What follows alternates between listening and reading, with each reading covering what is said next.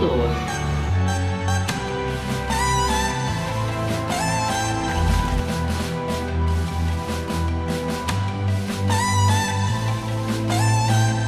We'll see you around the timeline. Feels good to be back. I think that Rollup is one of the most premier media brands in crypto, and Andy and Robbie are great experts at everything they talk about, and it's my favorite podcast. Adding it to my library as we speak. Potentially multi-chain deployments. We are at DevConnect Day 1 here. I'm with Jesse from Base.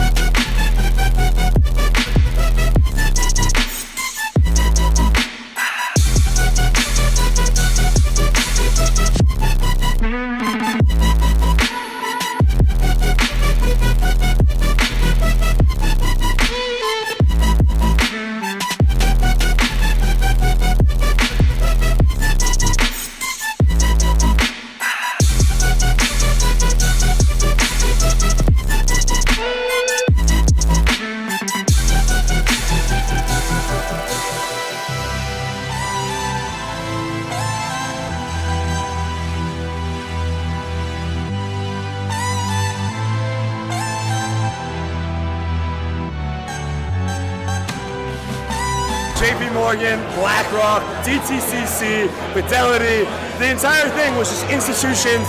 It's next level. This industry is going to the next level. And guys, I don't know what else to say. I'm bullish. He said it, he finally said it. I'm so bullish. Andy's bullish, I'm bullish, we're bullish.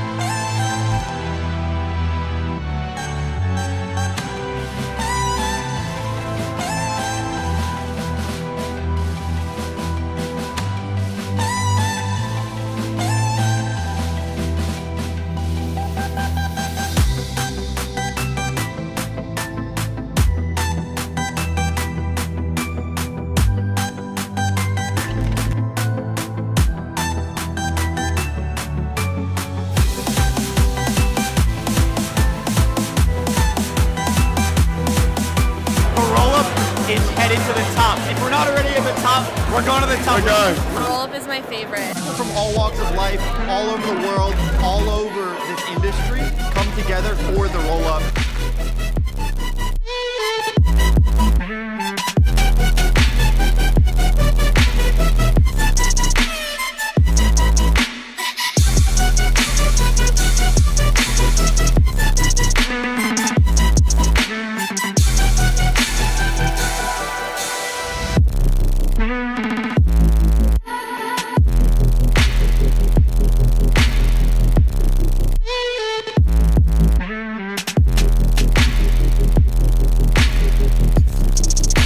Zoom out. The institutions aren't coming. They're simply here. It's the golden age of crypto, guys.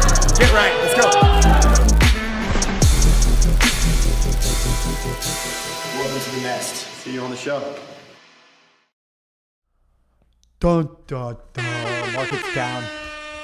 Last leg down, guys. I mean, They're calling 15, 20%. We don't know how deep it's going to go, but I think one thing is consensus, and that is that this is the last drawdown before we resume up only.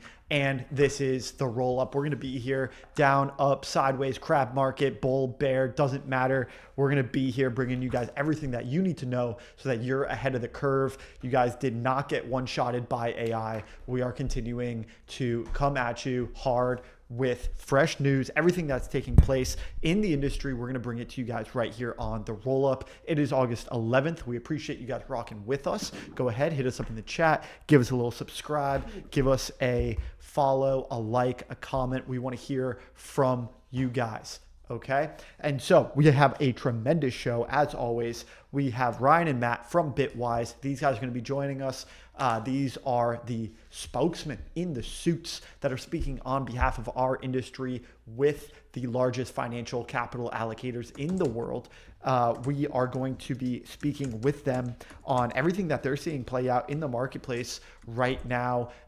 Today, of all days, is a great day to get them on the show and hear what they think about the state of the markets. So we're going to be joined by Matt and Ryan in just a little bit. We've also got Daryl, who's going to be joining us, of NPC Labs, core contributor to B3, and chatting about AI with Daryl. Guys, tremendous show. Got a little bit of a late start today. We've got Matt and Ryan getting ready in the back. So we're going to speed run here through our opening segments. And of course, before we get into it, big shout out to Plume. These guys sponsored the Tokenization Tower. I believe my lovely co-host Andy is going to be back tomorrow live in New York from the Tokenization Tower. So big shout out to Plume. Couldn't do it without those guys. Also, let's kick it over to today's topics. As I mentioned, this is the roll-up. You guys already knew that without a doubt. And we're going to be getting into it. Mr. Lighter OG, let's go. Lighter, big volatility today. Haven't seen your name in the chat before. Thank you for joining us. Market weather live from Florida. Bitwise team, Ryan and Matt, are going to join the show. And then we're going to be joined by the co-founder of NPC Labs. As always, this show is sponsored by some of the major innovators in the space, doing incredible things on both the tokenization front as well as the traditional markets front. Tokenized equities partner Denari is a big player in the space. They've tokenized the entire S&P 500. These guys are doing it the right way. No SPVs, same shareholder rights. The D shares that you get from purchasing a tokenized equity on app.denari.com are literally shares of these companies. No SPV, funny business. One Arm Bandit, thank you for showing us love. Appreciate you as well. Great stuff as always. Stick tuned. We've got a great segment coming up with Ryan and Matt from Bitwise.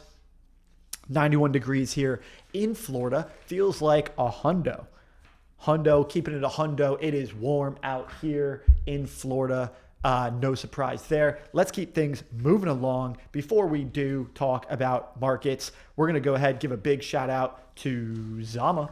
Zama is a friend of the show. These guys are building the privacy space, and we are very glad that they are here with us on this journey. Some of the best builders come forth in bear market conditions. And I think as you look at a project as sophisticated, thoughtful, and forward-looking as Zama, it kind of reminds you why you're here. It inspires you that there is real research, real innovation that's happening despite all the meme coin casino shenanigans that we see on a daily basis. Zama is building for the best of us.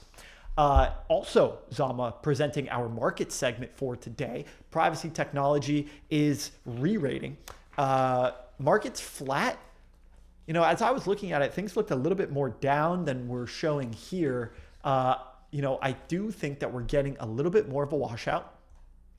Posted a tweet, kind of a meme over the last night or so that said, the Buzz Lightyear meme of everyone saying the same thing. We're all going to buy the bottom in October after the summer washout over August and September. That's kind of what you're seeing here. You're seeing the August, September washout. Summer seasonality is hitting, low volatility, low liquidity environment, just chop, chop, chop, chop, chop. Markets are a little bit down today. Tomorrow might be chopping up. We're going to get CPI tomorrow. So I think there might be some de-risking that is taking place as ahead of CPI for tomorrow. But that's kind of what you're seeing here in the crypto markets, the digital asset markets. Equities are pretty much the same story. S&P futures are flat, NASDAQ's flat, and QQQ's down flat. Oil is back up to 88, but consistently staying under $100. And rates are high, but I think that's by design. They're trying to steepen the curve. And I've been reading a lot of macro analysis. This Besant-Warsh combo feels like it's shaping up for a liquidity injection. Bitcoin tends to do well on the back of liquidity injections. Guys, before we get into our guests for today, and I know you're excited for Ryan and Matt, these guys are pros, and the Bitwise guys are always up to incredible work. We're going to give one last shout out to our friends at Near. Near is our AI partner, and these guys are doing incredible things. Not only do they have a great AI product stack, they also have Near Intense, which is powering a lot of cross-chain volume all over the map, and predominantly help to unlock the Zcash ecosystem. You know that we are big Zcash bulls here on this show. We believe that there is a new cohort of privacy-enabled, quantum-resistant technology and financial assets along with it. Big believers in the Near Zcash trifecta, along with Perpetuals, Hype, and Lighter. Take your pick. Guys, we've got Ryan and Matt coming up next. We have them just about ready in the back. Why don't we go ahead and send them into the studio whenever we're ready for Ryan and Matt, because I'm excited to bring them up on the show. We're going to get into a little bit more of our news section after our guests for today. As I mentioned, we've got Ryan and Matt. These guys are at Bitwise. Bitwise, obviously, they've got their ETF products, and they do incredible work. So we're going to talk with them. These guys also, I mean, I love chatting with people that have a unique vantage point in the market. The benefit here is that, you know, these guys have broad perspectives. I say all the time, you know, people come on, they like to talk their book, and obviously there's a product stack from Bitwise, but the benefit of having these people that, you know, have a more general point of view, have a little bit more of a nuanced opinion on things, they don't just talk their book, right? They're able to hold conversations at various points in the market, because when you ultimately have a more generic product stack, it's important to keep track of really everything that's happening in the space. So I'm excited to talk with Matt and Ryan, see that they are ready behind the scenes. So we're going to go ahead, bring them up on stage. These guys are pros. They're friends of the show. They've been on before. Matt, Ryan, welcome back, guys. It's awesome to be here. Thanks for having us. Yeah, thank you. Absolutely. Absolutely. It's fun. I was just saying, you know, you guys are able to, you know, come on the show, kind of talk shop, whereas a lot of these other guys that come on, they want to talk their book. So I mean, just generically, you know, as you guys are moderating things, keeping an eye on things, I mean, where are we? I actually, just to kind of set the tone here, I posted a meme the other day. It was pretty much the Buzz Lightyear meme. Everyone's saying the same thing of, hey, we've got one more washout over the summer and then one last leg down, and then it's up only. Everyone's going to buy the bottom in October, 1 year after 10-10, right? Is that the playbook? Is that what we're on pace? Or do you guys kind of see some maybe variation in the path that we're following here for digital assets? Yeah, I'll take a first stab and Ryan can follow up. I see something a little bit different. The thing that I've noticed more than anything else in the market over the last, let's call it 2 months, is that we've completely stopped reacting to bad news, right? Michael Saylor is selling Bitcoin. Bitcoin doesn't care. Stretch trades to 75, Bitcoin doesn't care. We have a massive cold storage hack, Bitcoin doesn't care. The Clarity Act goes down, Bitcoin doesn't care. When you have a market that entirely stops reacting to bad news, that's often the sign that you're actually at that bottom. So the part of that analysis that I would question, the sort of consensus wisdom, is whether we in fact get this massive drawdown. Now, maybe we do. Maybe you get a chance to buy Bitcoin in the 50s, but I'm not sure that you will. There's a lot of signs to me that maybe we're in this rounding process. Maybe we slowly grind higher over time. We're seeing interest from institutional investors. We're seeing interest from long-term investors. I don't know, the sort of signals I'm seeing in the market look actually pretty strong. And Ryan, what do you think? Is bottom end, or do we have one of these 10 to 15% drawdowns ahead of us? Look, it's hard to know, but what I do know is that in these in past cycles, when we've recovered from a bear market and finally left crypto winter, some of the best days in that cycle are those early days. And so sitting on the sidelines trying to time the bottom perfectly has hurt people in the past, right? And they've missed some of Bitcoin or some other crypto assets' best days. So I think it's really difficult to time. I do agree with what Matt said, where we continue to get bad news, particularly in July. We got a lot of bad news followed up with the cold storage hack and with the Clarity Act here in August, and Bitcoin's up over that time period, right? And so I think that is important to look at and to level set with, and maybe you're better off just staying in the market at this point rather than trying to time it. Yeah, or maybe building positions, a dollar cost average as time goes on could be the right strategy here. I mean, that's kind of what we're seeing. It's as time goes on, the question then becomes how much time is going to go on with us in these apathetic market conditions. Have you guys done any research or any sort of analysis as far as, people like to say we're in the 4-year cycle now, it feels confirmed and we're going to get this, 1 year from top to bottom. Do you feel like these cycles are expanding or contracting relative to time at all? Do you feel like as the market cap grows, as Bitcoin becomes more ubiquitous, do you think we're going to get these longer market cycles? Maybe the 4-year cycle turns into 6, or do you think we're going to get maybe this contractionary, response where we do get some more fluctuations on a quicker time frame? Any thoughts as far as how we might see the time variable here play out on Bitcoin in particular? Ryan, why don't you take the first stab? Yeah, well, I do think, first of all, we are seeing these cycles compress in terms of returns, right? Both to the upside and drawdowns to the downside in the bull and bear markets. And you can't really ignore that when you start to think about what does the 4-year cycle look like, right? In the last run up to all-time highs in October of last year, and year 4 or year 3 of this 4-year cycle, we didn't get 1,000x from the prior low, right? It was less high of a multiple, and the drawdown that we've seen now is about 55% from all-time highs. It's not the 70 or 80% we're used to in past cycles, so it's compressing there. I do think that, look, these cycles aren't perfect in terms of their timing. If you look at 2025, actually, that was a down year over the calendar year for Bitcoin, and so the 4-year cycle historically, it was 3 up years, 1 down year. Now we had 2 up years, a slightly down year, and then a down year this year. I think it's not easy to map exactly. Over the long run, I do think that the market's fundamentally changing. You have different buyers coming into the crypto market today than you had 4 years ago or 4 years before that, right? And you have institutional investors that we face off with at Bitwise. You have corporations, you have sovereign wealth funds and family offices. Those are just different types of investors. They take different types of exposure over different durations than the early retail investors in crypto, and it's a much more liquid asset. So it looks different. Clearly, we had some pattern holding here, and we've had it hold, but it's always going to look a little bit different, in my opinion. Yeah.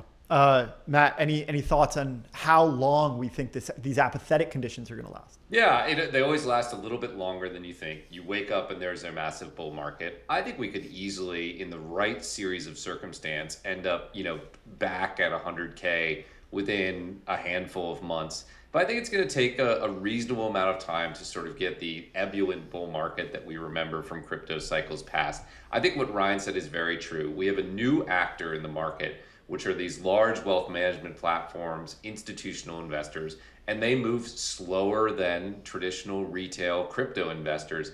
In some ways, that's positive, right? Over the past few months, we've seen a number of major wealth management platforms approve Bitwise's Solana staking ETF, BSOL, despite the market being down 50%. They're not doing that for FOMO. They're doing that because they're making a decade-long decision that this is an important asset for the world. So they move at these different time frames. So yeah, could we still be sort of in a sad, not ebullient market in a few months? I think that's entirely possible. But I do think there's sort of strength in that slowness. That's what I would expect for this next cycle, a slower, more fundamental, more institutional bull market that grinds higher. That would be my base case.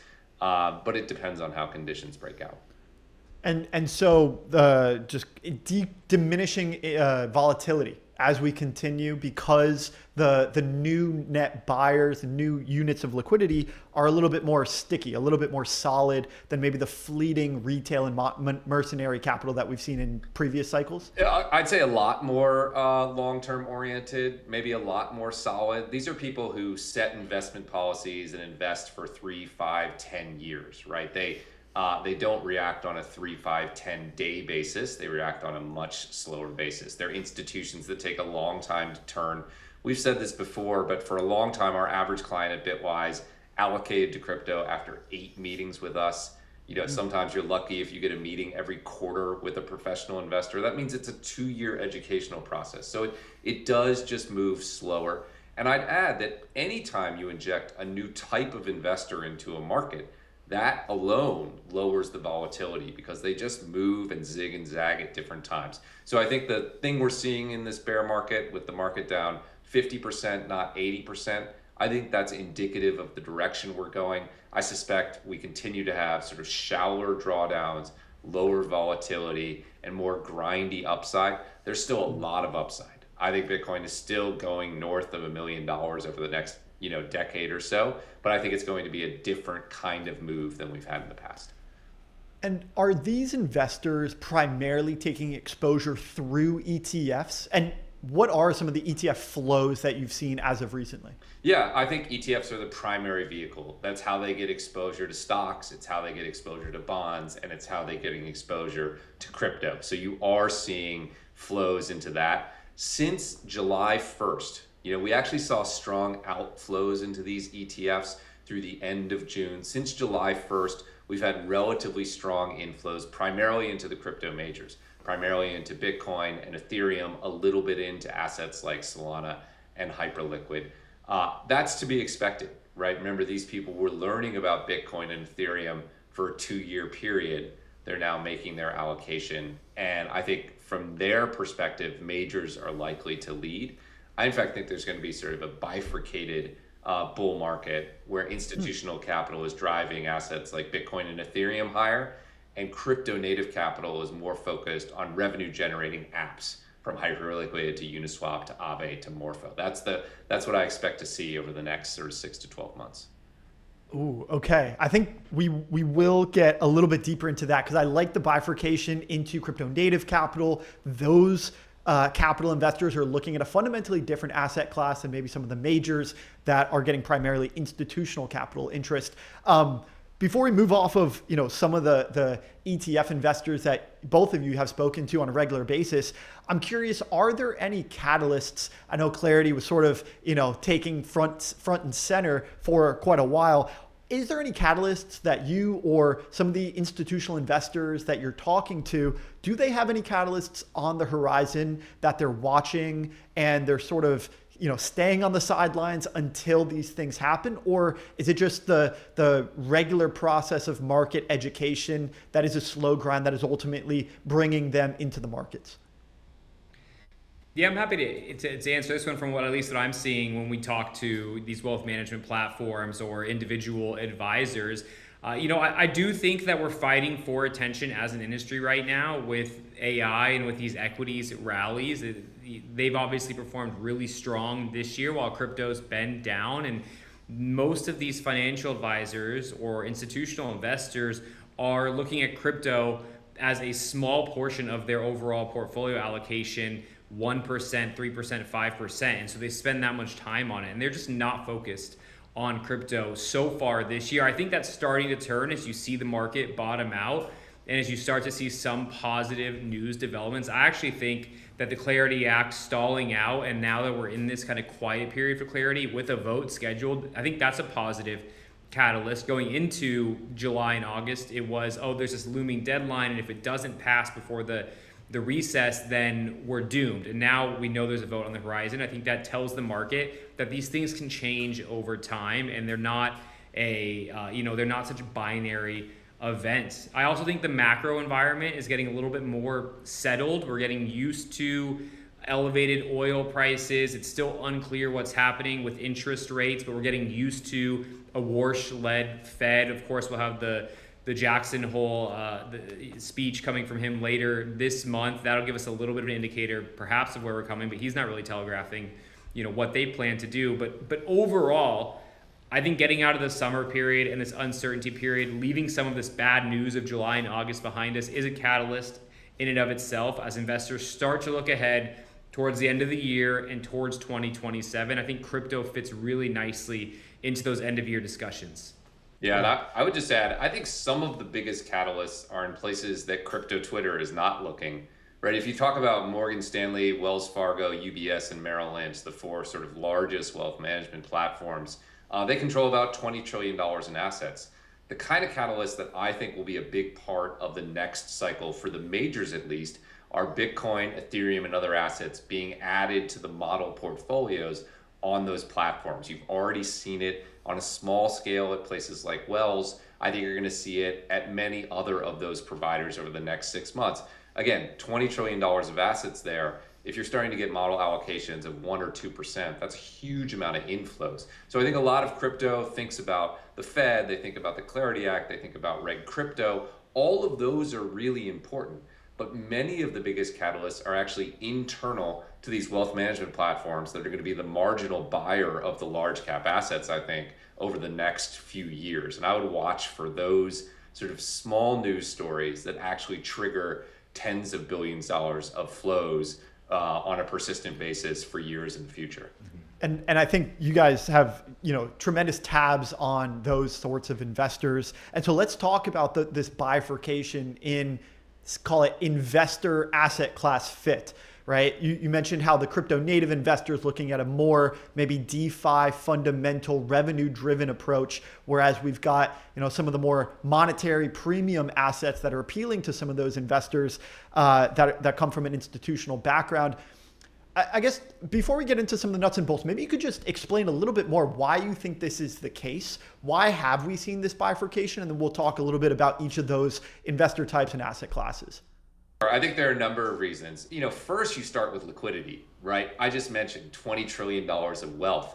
They can't look at an asset like Uniswap, which is $2.5 billion, and make a significant allocation to that. There's just a size mismatch. It's not fit for purpose for institutional capital. Really, only a handful of the largest assets can absorb the kind of liquidity that I think is going to come out of this market. So that is one element of it. A second one is just educational process. I mentioned it takes 2 years generally to bring this audience up to speed. The Bitcoin ETFs were approved in January of 2024. So they're just sort of reaching that educational apogee at this point. And I think that's another big piece of it. And then on the flip side, the institutional investors don't have the sort of emotional damage that crypto natives do, right? We've been in Bitcoin and seen the market pull back 50%. We're looking at the values in our wallets that are down substantially from that October high, and it's painful for us. And so there's a healing process there. If you have a 0% allocation, you look at that pullback completely differently. To you, that's a gift. To you, that's an opportunity. To you, it's a better entry point. So because they're starting from a different point, they're viewing this asset in very different ways. The flip side is also true on the crypto native capital. We're just very closely aware with what's going on with Hyperliquid doing nearly $1 billion of revenue. We're very closely aware to what's going on at Aave and Uniswap and Morpho and others about returning revenue directly to token holders. That area of education hasn't trickled up fully into the institutional market. It'll get there, but I think sort of OG crypto has a chance to be ahead of that narrative just because they're more focused on these smaller cap assets that aren't big enough for this institutional crowd. Yeah, makes a ton of sense. And I appreciate the insight into the investor psychology of how they're thinking about each of these asset classes respectively.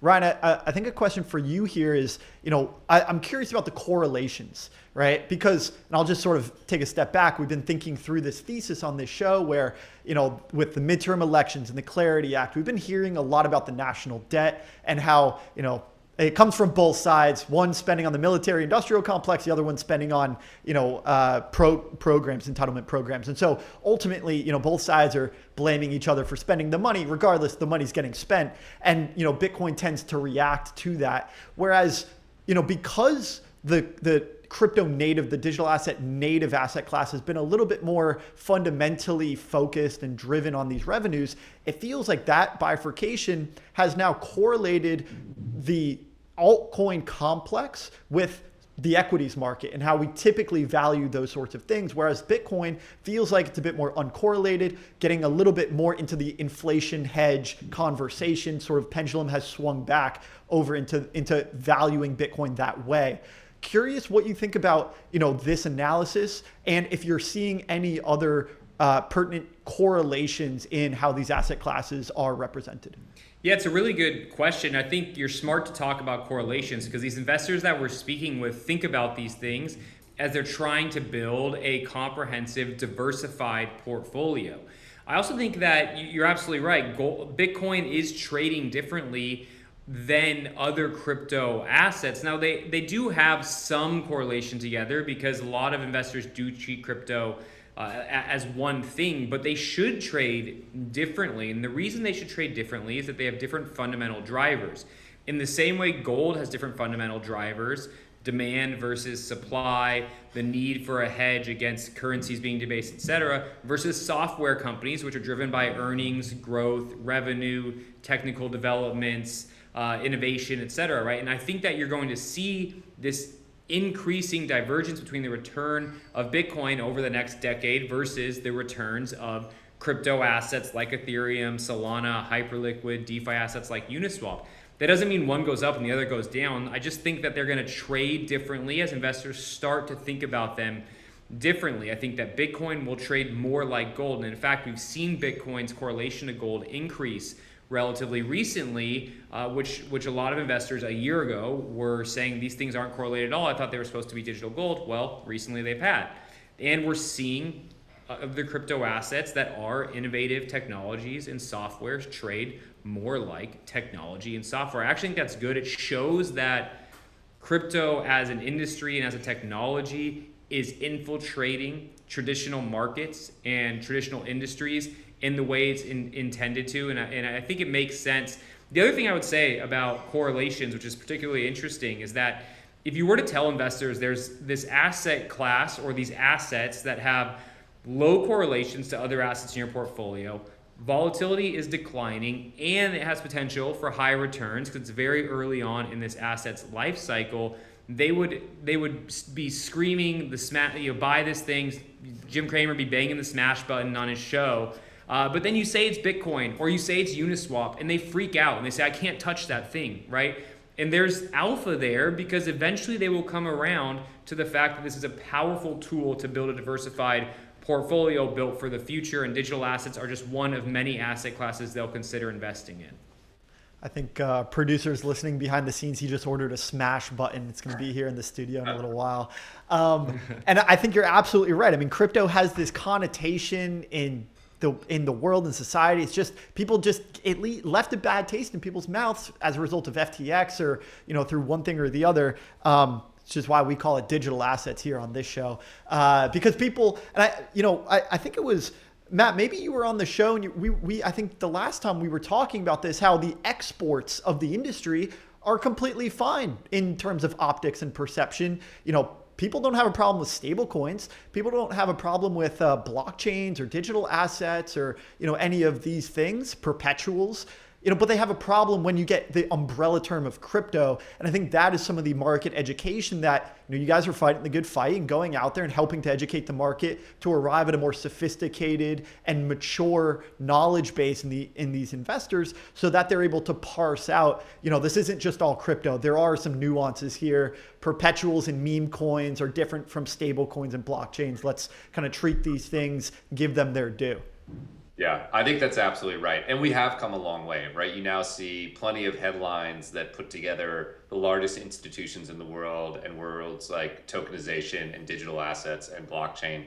And you couldn't have written those 4 years ago. We sort of almost take that for granted now. But every once in a while, I'll see a headline that's like, wow, in 2018, this was complete fantasy. And yet here it is, and it's just a daily occurrence, and we barely even comment on it. So I think that is definitely true. We have some baggage, but when you reterm it, people are able to evaluate it on the merits, and I think that's part of the growth. Yeah, and ultimately we're aligned. We're both out here, educating everyone else so that they can kind of level up their own understanding. We've got some questions from the audience in the live chat that I want to get to in just a moment. But first, I want to just chat about kind of the 80-20 portfolio. Feels like it's done, and I'm just curious how maybe the investors that you're talking to are reacting to this. Do they see this similarly? People are calling for the death of the 80-20 portfolio, typically stocks and bonds weighted. And now we've evolved to a point where we've got these radical portfolio constructions. Maybe just a quick word on, what the status, the state of the 80-20 portfolio is now in the eyes of institutional investors. And where do you think we are now? What, if you're just conjuring up the best portfolio construction for, an institution out there? I realize it's a rather general question, but what are you suggesting to some of these investors? Yeah, look, I look at this from like a big picture historical perspective, which is if you back up 20 years ago, the largest institutions in the world were not investing in an 80-20 or 60-40 portfolio. They held stocks and bonds and private equity and private credit and alternatives and commodities, and they put them together to gain the kind of returns that brought them headlines in the Wall Street Journal. That's what we saw at Yale. That's what we saw at Harvard. That's what we saw at hedge funds, et cetera. That was true, but retail was sort of left with the S&P 500 and the aggregate bond index, and we were told that's good enough. The beautiful thing that's happened over the last decade is we've sort of broken down those walls, right? Now retail can get access to private credit and private equity. It can get access to commodities. It was early to crypto, which has been the best performing asset class arguably in the world over the last 15 years. And now you can build a more diversified, sophisticated portfolio that includes all of the world's different assets, right? The starting point for any investor should be to capture the global opportunity set. Crypto is part of that, as is real estate, as is stocks, as is bonds. And we're seeing that at these major wealth platforms. They're no longer content with 60-40.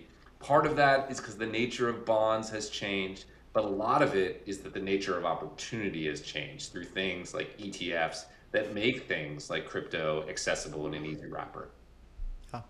Ryan, anything to add here on portfolio construction, how people and institutional investors might be thinking about this? Yeah, well, I mean, I think it's changed a lot over the long term, as Matt mentioned, but also over the past 6 years in this kind of post-COVID era where you've had a lot more retail participation in the stock market while you've had crypto grow as an emerging asset class. You've had access to these other asset classes at the same time where we've had a world that pays a lot more attention to the amount of money printing that's happening, to the rate of money printing is accelerating. And I just think all of these things start to play a bigger factor in portfolio construction. What I'm seeing more and more when I talk to financial advisors is that they are moving further away from these traditional structures, partly to differentiate themselves from other financial advisors, because ultimately at the end of the day, they're in the game of winning business and winning clients from other financial advisors, but in part because they need to beat the market, right? And crypto, for instance, is now part of the S&P 500 via Coinbase, right? And via strategy, and now crypto's in that benchmark. And so if they're not investing in crypto, they're essentially short crypto as part of the returns of their portfolio. And so it's just changing the way investors are thinking about portfolio construction as a whole. Bonds have not been performing well. That's an area they're thinking about. Private credit, they had access, now they're concerned about it. It's just changing the way investors are thinking about portfolio construction. You see legendary investors like Ray Dalio suggesting 15% allocation to Bitcoin or gold, or Rick Edelman, who's one of the most successful financial advisors in America, suggesting 20 to 40% crypto in a client's portfolio. You even have some of these large traditional firms like Charles Schwab saying you should have up to 6% crypto in a portfolio. That's so different than it was 5 years ago. It's remarkable. And so I think that's where we're headed. It's just a very different portfolio construction regime than we had a decade or 2 decades ago, and crypto is a core part of that. It certainly is, and now it's suggested by some of these large financial advisors and big trading firms, which you're right is absolutely different from where we were before. You also mentioned money printing, which I think is the gateway for a lot of people to come into this asset class and start to understand it and give it its due. And so Ryan, just curious if you have a word on macro, because you're right, Warsh hasn't really given us any sort of insight into what he's thinking. What do you think? And we saw a lot of money printing go into the AI CapEx build out. Do you think it has to shift, and maybe money, in order for it to flow into this asset class, into the digital assets, has to shift away from AI, and we need to see kind of an unwind or a rotation out of that? Maybe you can just give us what you're seeing on the macro landscape and what you think this Bessent Warsh combo is going to do for digital assets moving forward. Yeah, well, I think rotation is the right word, right? We saw a rotation out of crypto, out of gold, into equities, particularly into AI-driven equities. I think eventually you see capital rotate out of that trade as investors take gains and look at other opportunistic areas to deploy capital. What I do know from our conversations with these investors is that they're not asking, should I invest in crypto? They're saying, when should I invest in crypto? And that's very different than 4 years ago. And so I do think we see capital rotate back into crypto. My macro outlook is that we're going to continue to see these massive deficits. We're going to continue to see money printing. We already had the US government come out and say that they're going to need to spend $600 billion of borrowed capital in Q4, which is bigger than the global financial crisis package that bailed out the banks. That's the long-term trend. That's not slowing down. It's actually, and kind of scarily, accelerating.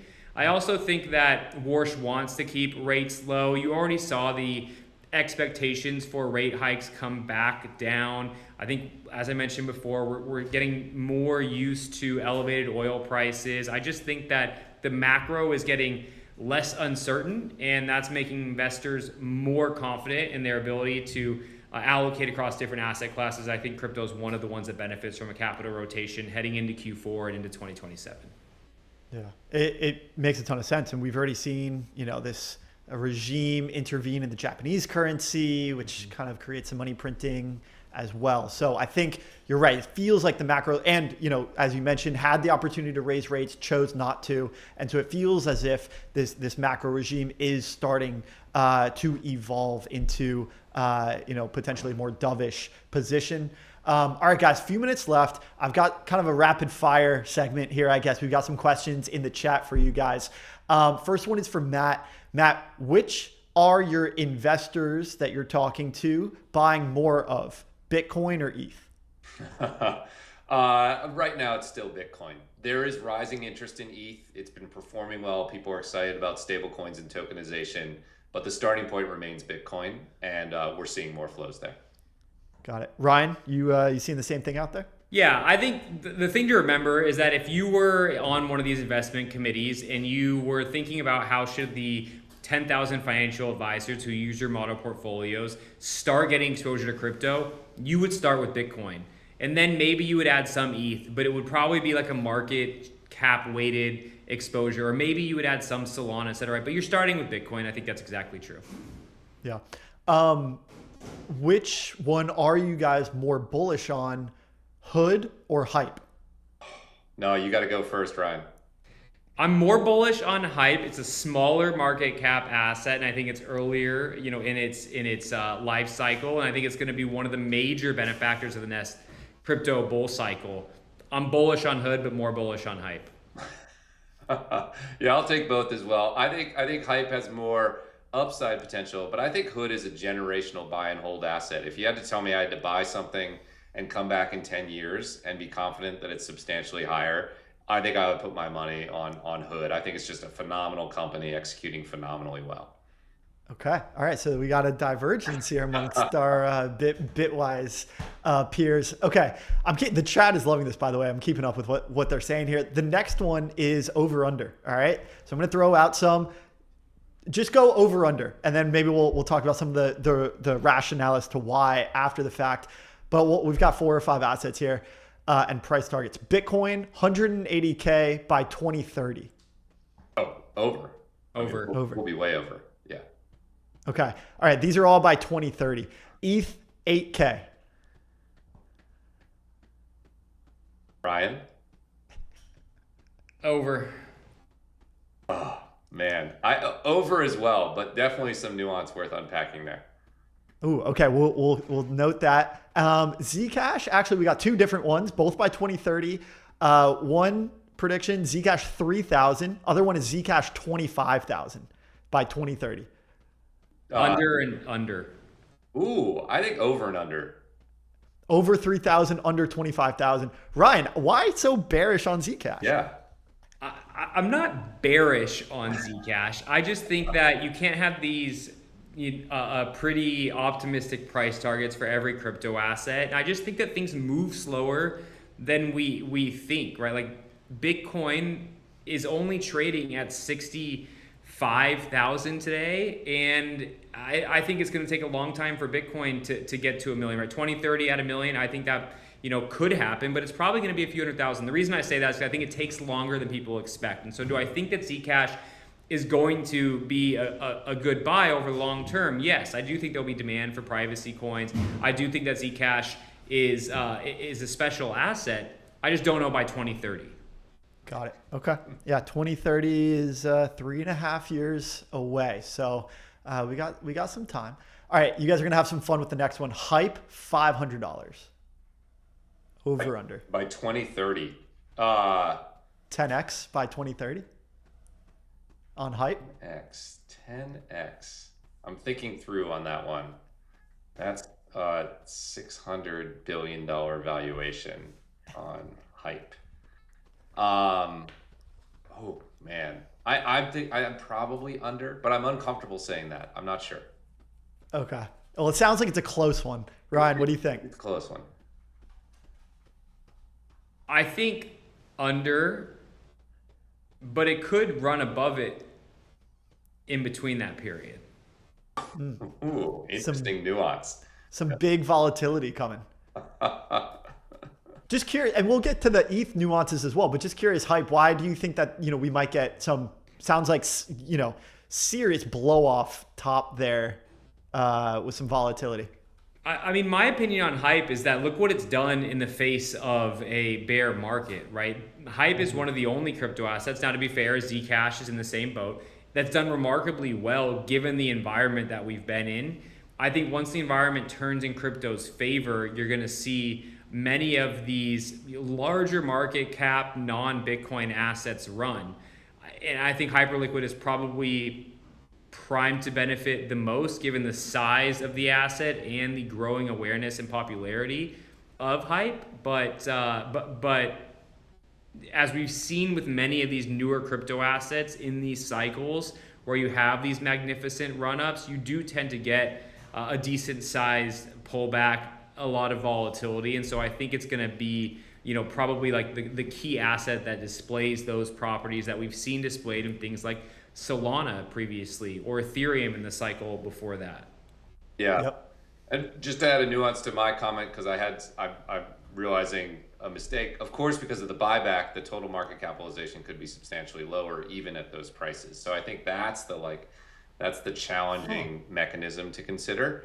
But it is the case historically that we've seen rotations between leading platforms. So that's probably the risk to the long-term 2030 thesis.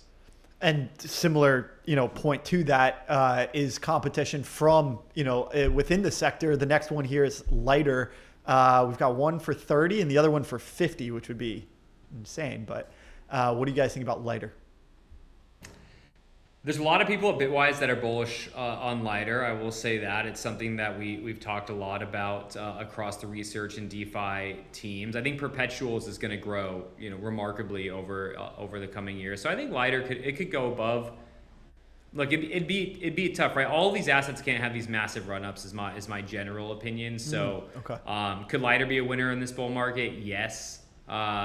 30 is probably the more of a ceiling than a floor in my mind by a large margin. Matt, any thoughts on Lighter? I think it's just hard with a platform that new, to be honest. There's so much churn in this space. It's hard to predict. So I'll let Ryan take the vote on that one. Got it. All right. Well, that was our over/under segment here for today. Matt, you mentioned, ETH at 8K by 2030, and I realize all these predictions are far out. We're not going to hold you too close to the fire on this, but what are some of the nuances that you described that could affect the upward mobility of ETH over the next couple of years? Yeah, well, I think there's a pretty fascinating thing going on in the market between ETH and Solana, with one positioning on a monetary side, one positioning more on a revenue-driven side. And I think it's indeterminate at this point which valuation approach will win out over the market over the next handful of years, or whether you'll get both, whether you can have both. And those are really fundamental decisions that lead to downstream decisions on how the protocol is run and go to market. So I think it's just a fascinating comparison from my mind, how those two projects are running. And my favorite approach is just to own them both. Do you think this meme coin launchpad, phenomenon that we're seeing play out on Solana is at all sustainable in terms of revenue, and we do get some sort of sustained rally in the launchpads like Pump Fun? Ryan, you want to tackle that? Yeah, I mean, look, if you believe that investors are going to continue to speculate, then I think you can believe that we're going to continue to see fees generated by meme coins being launched, right? So I don't think it's going away.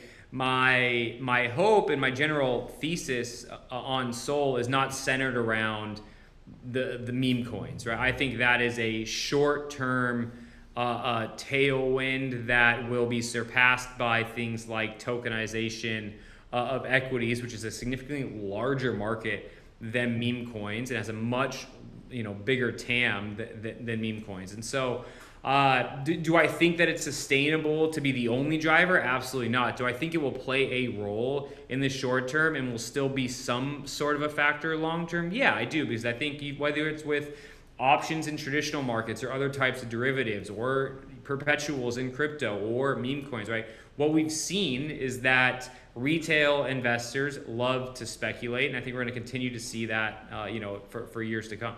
Yeah, I completely agree. If I can just add two things. I think it's still pregame on something like Solana, right? We're at $300 billion of assets. There's $670 trillion of assets globally. That's like 2000x.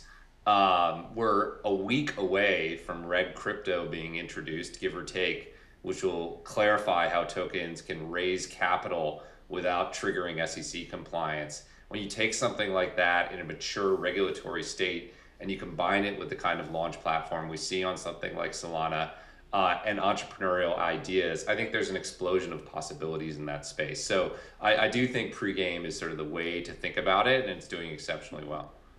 Matt, could you just tell us a little bit more about Reg Crypto? Maybe not everyone has been keeping their eyes on this, especially amidst the Clarity Act. What can we expect from Reg Crypto? Yeah, it's sort of the bypass road on the Clarity Act, right? So the Clarity Act would be legislation, but of course the SEC can do regulation.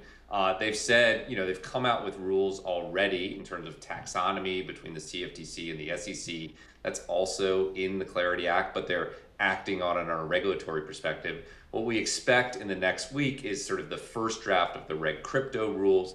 Those are intended to specifically allow new projects to raise capital without being registered or triggering SEC registration, and then evolve over time into a decentralized platform. That's sort of a dream we've had in crypto in a real way since 2018 and the ICO boom. But now with some regulatory teeth and some regulatory certainty, I think people are dramatically underestimating how much entrepreneurial energy that can create. We've seen all these amazing crypto projects emerge despite massive regulatory threat. In a week, we might get the rules that allow those to emerge with regulatory clarity. I think there's going to be like a million flowers that bloom. I should say it's just the proposal of the rules, then there's a comment period, etc. So Washington moves slower than crypto is used to. But next week is a really big deal, particularly if you're worried about the Clarity Act.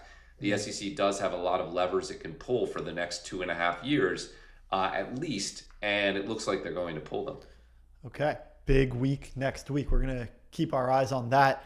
One of the last things I have is Ryan, you mentioned, one of the things you said just now was not everything can go on these crazy runs. And I'm just curious to dig into that a bit, because in cycles past, we've seen everything move in unison. We've got ZERP era, low interest rate environment, liquidity injections, everything, is generated higher off of those tailwinds. And now it sounds like because the market is a little bit more mature, we're going to see a little bit more nuance in how these things move. Why do you think that is? And what categories do you think are set to outperform in the coming bull market? Yeah, it's a good question. Like the market's larger today than it was in past cycles, right? And just naturally, the laws of numbers here would say that when you have capital coming into larger market cap, more liquid assets, it's going to have less of an impact. That's why you've seen Bitcoin, for instance, start by going up 1,300% a year, and then 700%, then 400, then 300, then 200, right? So I think that same thing happens across other crypto assets. You also just have more crypto assets now than you had before. And we talked about meme coins. You now have tens of thousands of crypto assets being launched like every day or every week. And so at some point that saturation plays a little bit of a role. When I step back and think about what's going to do well, in my opinion, over the next cycle from a thematic perspective, I think it's Bitcoin, which will continue to cement its place in the world as a digital alternative to gold. That's better in many ways, but at minimum, a kind of partner to gold in portfolios. I think layer one blockchains that are already seeing a lot of institutional adoption and a lot of traction, like Solana and Ethereum and Hyperliquid and some of these others, are going to do well in this next cycle, particularly because investors have now heard of them for many years and are going to be able to start seeing how much traction that these networks are seeing. DeFi is another area. It struggled in a crypto environment that saw regulators suing DeFi companies, right? Uniswap was being sued and debanked in the last bull market. Now it's free of those chains and those things holding it back. I think that we see DeFi really become what we all thought it would become in 2021. I think that happens this next cycle. So I'm bullish on DeFi. I'm pretty bullish on layer ones where stablecoin and tokenization activity happens. To be honest, I'm very bullish on crypto equities because I think that Wall Street just does not pay enough attention to some of these crypto companies like Coinbase, like Figure, like some of these other crypto companies that are setting themselves up for success in this next bull market and doing a remarkable job at executing and positioning. And so those are the areas I think are going to do particularly well over this next run. Yeah, you mentioned crypto equities. Also, there's this cohort of mining companies that are pivoting their hash power over to AI data center compute, but it is catching notice. I think it could also indicate that we're in this phase shift of the market, guys. I think that's it. We covered a lot of ground today. Really appreciate you guys coming on. This was fantastic. The chat loves you guys. We have people asking Ryan to check his DMs. That was Flip has that message. So guys, really appreciate you coming on. And just as we continue to play out these market cycles, would love to have you back on in a few weeks and just, continue to catch up and give us the good word. Really appreciate it, guys. Awesome. Thank you for having us. Yeah, appreciate it. See you guys again soon. Thanks so much. Bye. All right, guys. Fun times as always with Ryan and Matt. We're going to keep this show moving along. I think you guys all enjoyed everything that we covered today. Fantastic having those guys on the show as always. Those guys are great. And like I mentioned, just it's a lot of fun having people that are able to take a general, vantage point on the market, because a lot of people come on, they talk their book. And obviously these guys have ETF products that are made up of Hyperliquid and Solana and ETH and Bitcoin. But, they do keep track of, have tabs on really everything that's happening in the market at any given time. So as we wait for our next guest, he's going to join in a few minutes, Daryl from MPC Labs, we're going to get into some news. Because you guys heard a lot of what is going on in the minds of institutional investors from Ryan and Matt. But we are going to get a little bit deeper into the headlines. And so let's go ahead. I'm going to flip back to what we have here on our news section.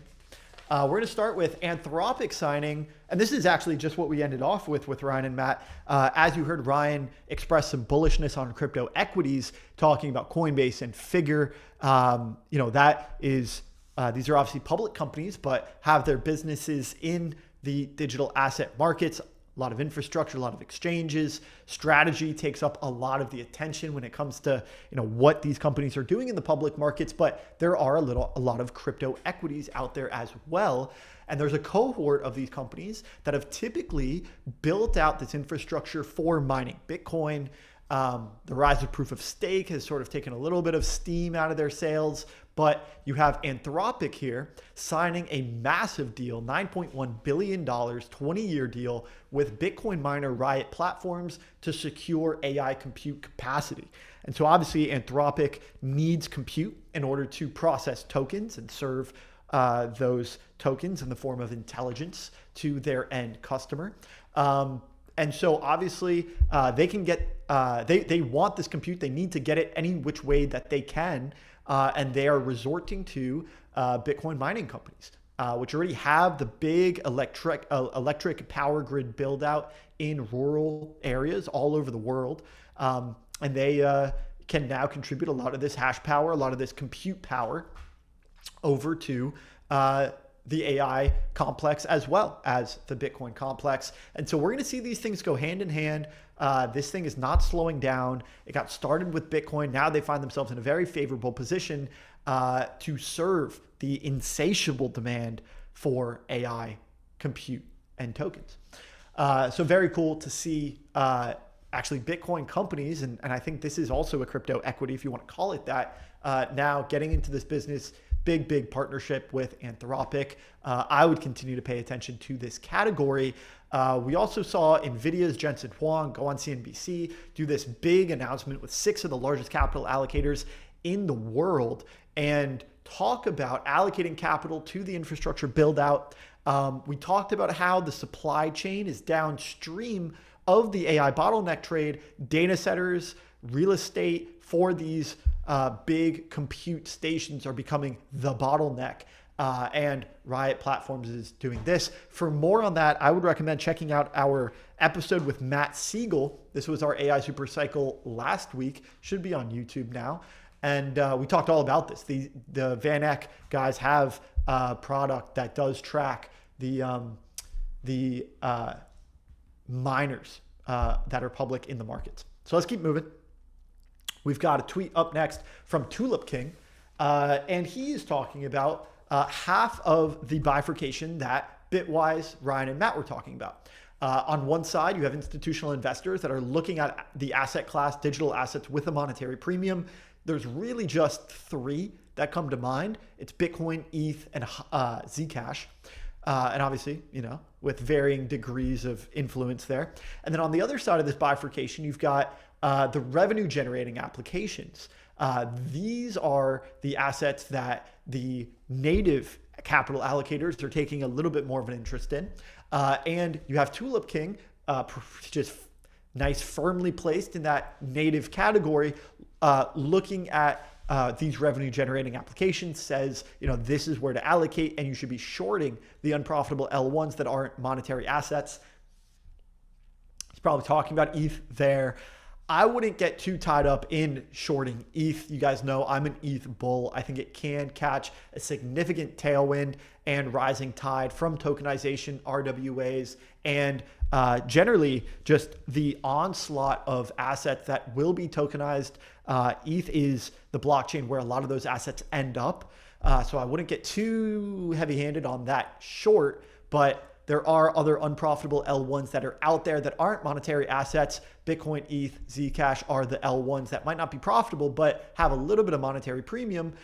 I mean, you've got Cardano, you've got Hedera, you've got Sui, you've got a lot of others that feel like they fall in that latter category. There's just one more thing I want to mention on this, which is in regards to ETH. And it was just I haven't really heard anyone talking about it like this, but I've been thinking about ETH as I've been learning and thinking and listening to a lot more of this AI rhetoric. It feels like what you have is kind of this bifurcation in open weight models and these frontier models in the US. The analogy that a lot of people are making here is that the open weight models are going to get a lot of the users and going to end up a lot like Android. And then, those who can afford it are going to pay, the $20 subscription for the frontier models.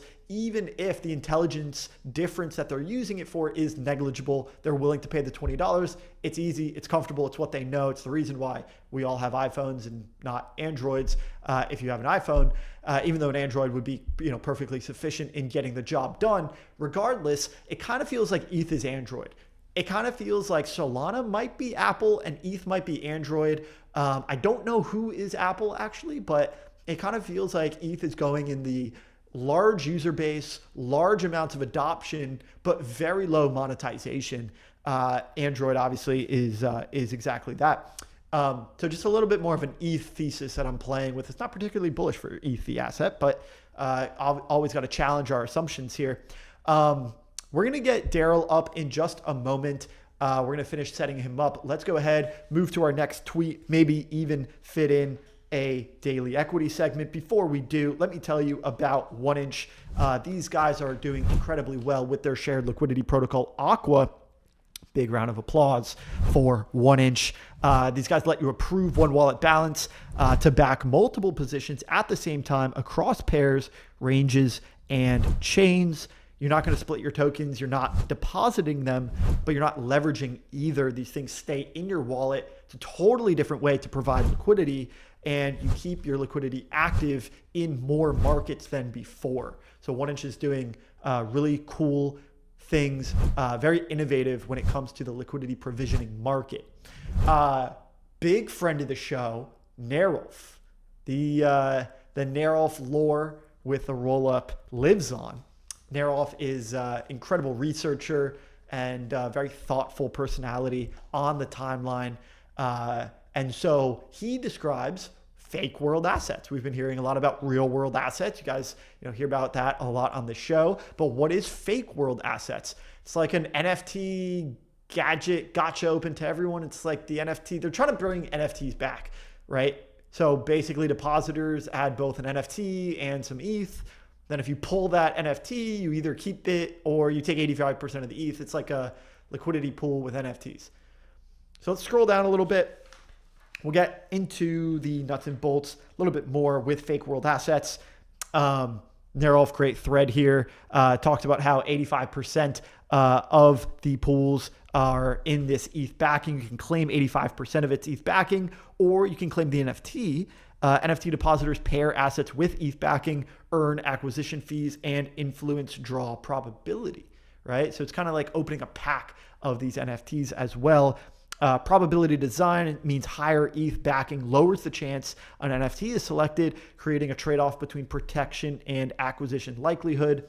And so fake world assets, great name, is turning NFTs into a liquid on-chain game of pricing, backing, and randomized acquisition, creating new activity around NFT markets beyond simple floor price speculation, adding a dimension to the NFT market. I think this is good. I think this is the innovation that a lot of people tend to look at and think through when it comes to reviving an asset class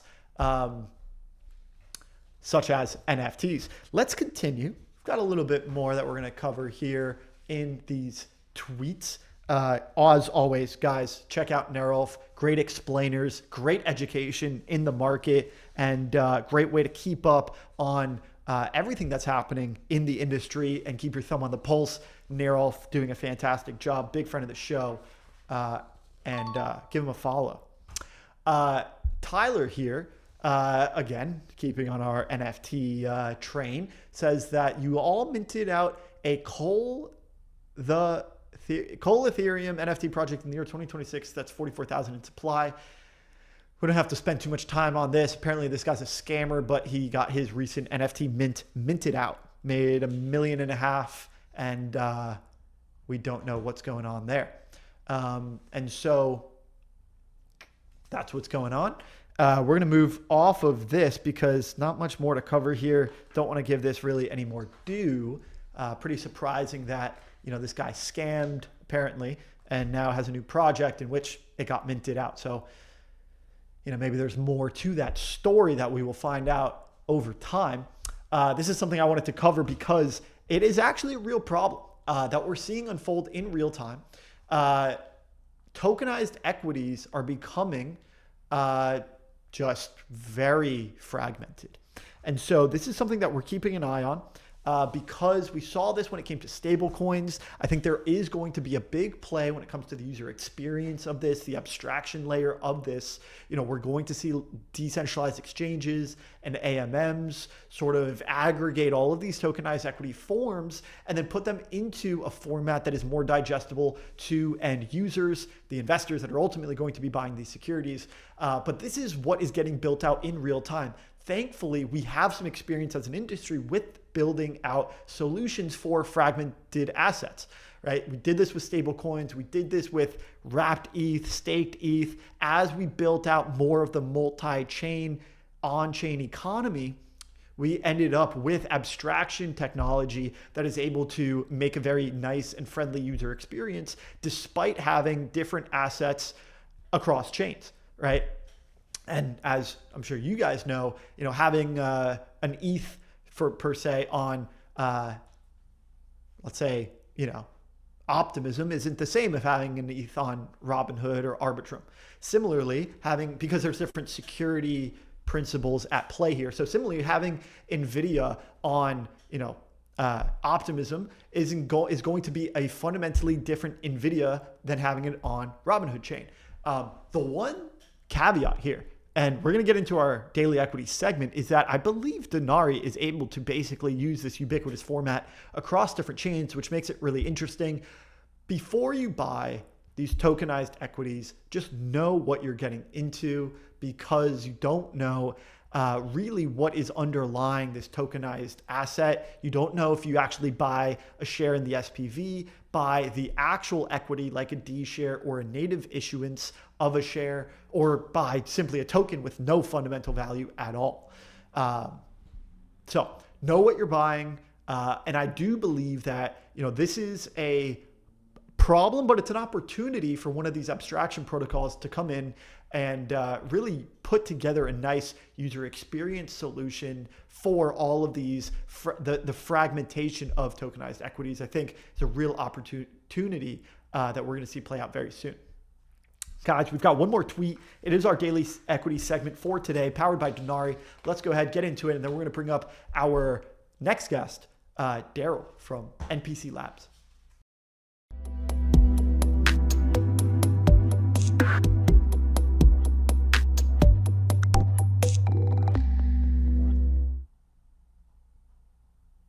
All right, we are here with Daily Equity, powered by Denari, doing incredible things with their D-Share protocol. Also, in the equities markets, this is a developing story as the U.S. government continues to just take stakes in private companies. You can call this a variety of different things. Soft bailout, socialism, you can call it whatever you want. But this is just the reality of the regime that we're living in. The U.S. government now owns equity stakes in 30 private companies after being involved in 0 just over a year ago. This was something that the administration, the Trump administration in 2016 didn't do. In some instances, being the single largest shareholder, according to the Cato Institute. Now, the reason that I bring this up for our daily equity segment today is that it feels like they aren't going to let the equity market go down. It feels like them taking stakes in the U.S. government means that they can, if they ever get into a position where they've got this large unrealized loss on their balance sheet, it feels like they're able to just, because you have the buyer of the equity, also the entity that runs the money printer, it feels like they can just print and boost their back so that they never have to realize this loss. I was reading some macro analysis by Arthur Hayes, who described how this is a principle that he believes is going to happen all over the world. One, in the US, we're already seeing this take place. He also thinks that as we get further into the AI build out, as more misallocation of capital happens, the administration is going to become increasingly involved in supporting these companies, and they're going to use the veil of national security to justify it. And so we might see even more involvement and investment by the government into some of these private companies.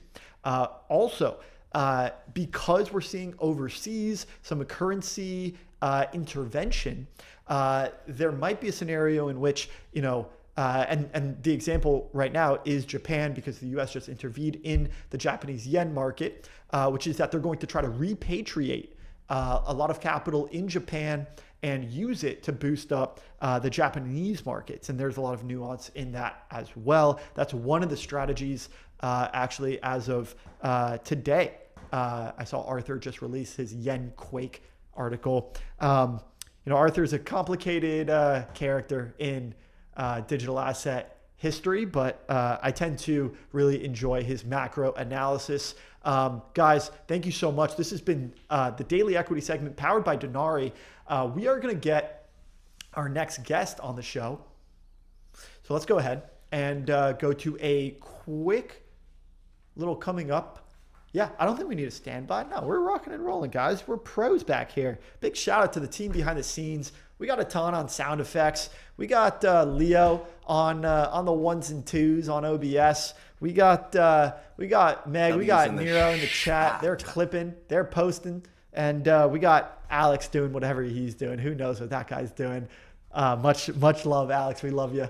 And then obviously my lovely co-host Andy is out there doing something wild in this world as well. Gotta give a shout out to the team. Come on, guys. It's a team effort out here at the Rollup.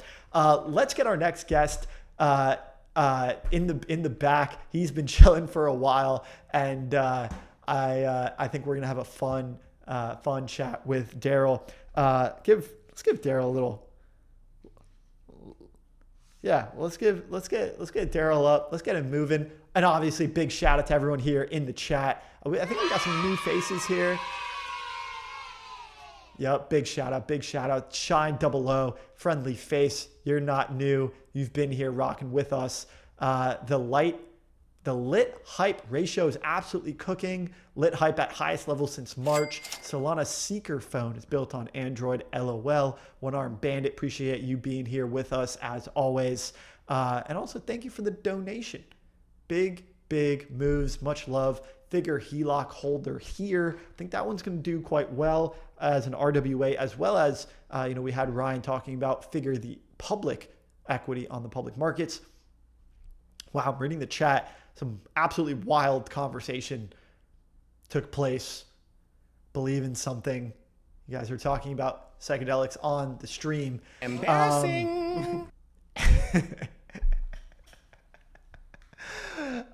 We love you guys. Thank you so much for rocking with us. We got our next guest ready behind the scenes. Daryl is going to be joining us, the co-founder of NPC Labs. It feels like we're reviving NFTs. So we're going to be hearing from Daryl, also big contributor to B3. Let's go ahead and bring up Daryl on the show and get into our AI super cycle segment for today. I think we got a little animation and then we'll bring up Daryl.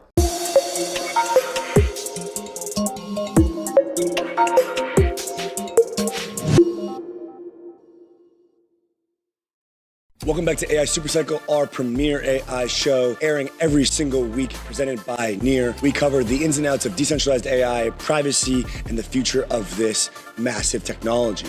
Near is the blockchain for AI and the execution of AI native apps. You can check out Near's latest AI product at near.ai.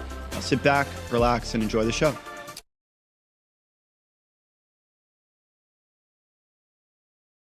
On the show, we're going to be chatting about AI, compute ownership, and this is our AI Supercycle segment powered by Near. They've got great AI products as well. And so we're going to get into it. Daryl, thank you so much for being here. Appreciate you coming on. Yeah, absolutely. Thank you so much for having me, Rob. Absolutely. Well, I realize that you're a co-founder of NPC Labs, big contributor and builder over at B3 as well. Maybe you could just talk us through NPC Labs, B3. What's the relationship and what is your role there as you contribute to these entities? Yeah, absolutely. I'm going to speed run this because I don't think anyone is too interested in my background and who I am. I think they want to have more insights on AI and a meaningful conversation and insights from you, Rob. And so you guys are the best at that at the Rollup. So I'm just going to speed past our background. But in short, I'm one of the co-founders, CEO of MPC Labs. We're a core contributor to the B3 ecosystem.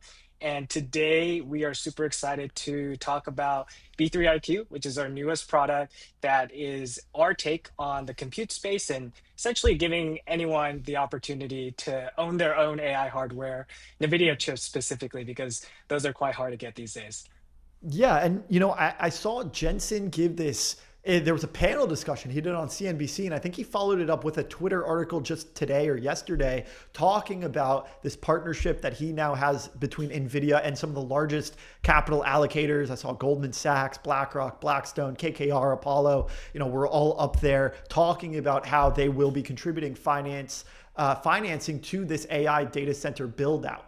And it feels like what you're describing at B3 and this B3 IQ platform is going to fractionalize and democratize access to this asset class, treating AI compute as an asset class and giving access to this asset class to the broad swath of investors out there. Is that the right idea? Is that the right way to think about B3 IQ? 100% spot on. You nailed it better than I could, honestly.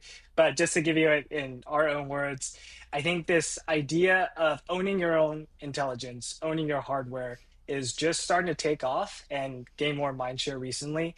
And we are a new platform that enables teams, startups, researchers at leading institutions that are doing amazing research around cancer, genome sequencing, embedding LLMs into your phone.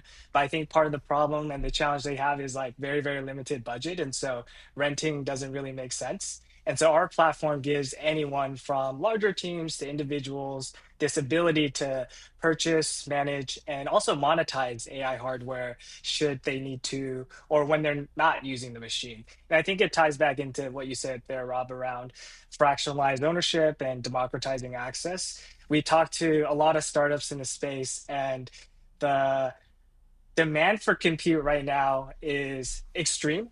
On the supply side, there's a huge bottleneck, especially for the best and latest generation pieces of hardware like your Blackwells, B200s, B300s, and whatnot. And the demand is so extreme right now that if you go out and rent one of these things, whether it's individual units or a node or a cluster or so on and so forth, you're actually paying premium rates. And so just to give you a very simple example, if you're renting, let's say, a node of H200s, which is something we offer, you are paying probably $200K a year just in rental costs. And so at the end of 2 years, you're paying $400K. But if you actually go and buy the H200 node outright, like you're buying a car or a piece of property, right, and you own the whole thing, you actually pay $400K upfront. So really the own versus rent math is super skewed at this point, and ownership makes a lot of sense because you're just paying AWS $400K, and at the end of 2 years, you're left with nothing, right? You don't even have the piece of equipment. Yeah, I think everyone wants exposure to this asset class. I mean, typically when you look at the largest capital allocators, it's not a bad idea to copy trade them. And so everyone sees that there's an insatiable demand for tokens, right? And obviously compute is the most necessary raw material in producing tokens. And so everyone wants exposure to the asset class of compute because it is just in such high demand. And you're right, typically the way to get compute has been to rent. But now you're offering the opportunity for firms to buy compute hardware and infrastructure. And so give us an idea of what happens if I were to, if I was a user and I came to the platform B3 IQ and I wanted to go ahead and buy so that I could own, some more of this stack. Do you guys own Blackwells, in a vault or a data center somewhere? How does this work if someone comes to your platform with, some dollars ready to spend on compute? Yeah, absolutely. We try to make the process as easy as possible, whether you're an AI researcher or you're a individual that's just looking to have a local inference setup, right? And you want to try some of the latest and greatest up and weight models. You come to the site, you essentially have a self-serve browsing experience initially, where you can check out all the different types of setups that we offer, from H100s, H200s to your Blackwells. We have access to the suppliers and distributors to procure this inventory. And so it really depends on your workload. I think for some of the AI startups that just raise a lot in capital and want to split between renting and owning, they'll go for the higher end pieces of hardware, let's say your Blackwells as an example. So you come to the site, you select the equipment that you want, and then you book a call with our team. I think this is a pretty, high budget offering. And also it's pretty technical in the sense that we need to really deep dive and understand what your workload is, what your setup is, lead times, and build a custom configuration here that works for your training needs. A lot of folks are training using our platform now. And after we do the consultation, we purchase and put in the order should things work out. And then we act as a one-stop shop there. So we go out, procure the hardware, we host it at our 27,000 square foot Oregon facility that has all the power, all the cooling, all the requirements that you need. And you access the hardware once it's live through either our dashboard if you're less tech savvy, or if you just need to connect to it directly through some orchestration or your in-house platform and piece of software, then you can do that as well. We offer basically physical single tenant bare metal machines that you can connect via SSH, or you can do some other, access method, whatever works best for you. So you can use these machines, connect to them via SSH, use them for compute, use them to produce tokens. And what I'm getting at, this isn't just a tokenized model of gaining access to an investment opportunity, right? We've seen crazy things. We've seen tokenized cows and all sorts of weird tokenized RWAs, right? And I'd imagine that there isn't a class of investors that are out there that want exposure to the upside of the price of this hardware, but don't really have a need for actually using it for tokens. But no, what you're saying is that you can both own it for an investment, and you can also use the technology while you have financial exposure to it. Absolutely. Absolutely. So it depends on what you're looking for. We think of our audience, at least our initial audience for this launch, as two primary segments. One is if you're an AI startup or you're a researcher at a leading institution and you are bought into the idea of owning compute, but it's difficult right now because you don't have the technical expertise to set things up, or you don't have that much capital upfront because these machines are expensive. We offer this one-stop shop platform. We'll help you buy it, we'll finance it, we'll set it up, and you can monetize it if you wish when you're not using it. The second person, I think, Rob, is what you're getting at, where there are a class of investors, especially I think in the US, that have portfolios that are just cash flow generating, right? I have Airbnbs on the side. They generate income every so often. There's a property manager that looks after everything. I actually just put in the capital. They manage the bookings. They do the setup and the cleanup. I guess in a similar way, we offer something like that, but for compute, right? And if so you want to bet on hardware as an asset class and not just Airbnbs as an example, you can come to us, right? Put some capital down. We'll procure that hardware for you, host it, and help you monetize it, essentially by selling that capacity out to, everyone out there who wants it at the moment. I want to get into some more of the nuts and bolts about, the rent versus own, equation and balance there, and then also some of these different customer groups.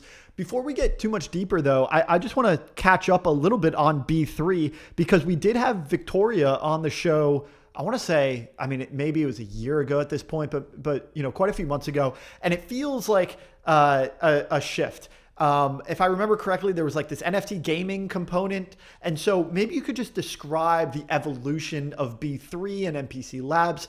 How did you go from NFT gaming to B3 IQ AI compute ownership platform? Yeah, absolutely. Great question. Great question. Also, before the call, Victoria and I had a team meeting and she was saying that she loved working with you all. She loved the time on the podcast. She was supposed to be the one to come on the podcast, but for some reason the team decided, the next best option was me. So you guys are stuck with me for the moment. But That's just to give you the background and context. So I think it starts from our time back at Coinbase, right? So we started at Coinbase. That's where I met Victoria, I met Sean and some of the other team members that are now core to B3.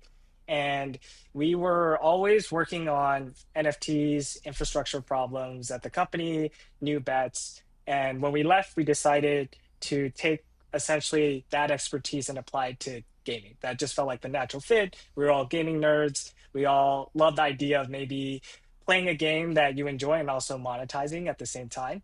But the gaming thesis, I think, while the fundamentals make sense, I think it's going to take more time to bake on integrating NFTs and on-chain components into games. While we were in gaming, we actually saw firsthand how GPUs and this new asset class was rising. Even early 2025, we saw that GPU prices were skyrocketing. Actually, a lot of gamers were quite pissed. They were extremely angry at the fact that like this GPU that they bought for their gaming PC used to cost 3,000. Now it's like double the price. So they were actually up in arms about it. But we saw that as a data point and a signal that AI is something we should be looking closer at. And so we took a step back and evaluated what can we build and deliver in the AI space that's value add. And we landed on two things. One is software. So that's B3 OS. We built an agent harness that enables secure and reliable on-chain transactions for agents and humans, and then B3 IQ, which is coming out of stealth today on the hardware side, enabling anyone to own compute. So I think in a lot of ways, there's companies that start somewhere and then they end up, in kind of a different place. NVIDIA did that.